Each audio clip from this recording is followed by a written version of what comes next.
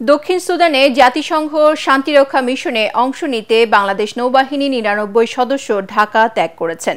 জাতিসংঘ শান্তিরক্ষা mission United Nations mission in South Sudan আনমেসে নিয়োজিত বাংলাদেশ ফোর্স মেরিন ইউনিট ১১-তে অংশ নিতে প্রথম গ্রুপে তারা ঢাকা ত্যাগ করেন। Contingent Bangladesh force marine unit ১০-এর প্রতিস্থাপক হিসেবে দক্ষিণ সুদানে দায়িত্ব পালন করবে। এছাড়াও আগামী ১৯ ডিসেম্বর দ্বিতীয় গ্রুপে আরও ৩৯ জন নৌসদস্য শান্তিরক্ষী মিশনে যোগ দেবেন।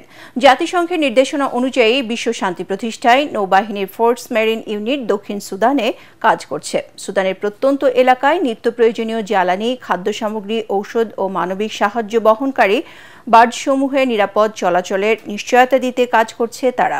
কন্টিনজেন্টটির সদস্যরা নৌপথের জলদস্যুদের পর্যবেক্ষণ ও নিয়ন্ত্রণ, অগ্নি নির্বাপনে স্থানীয় জনগণকে সহায়তা দিয়ে থাকে।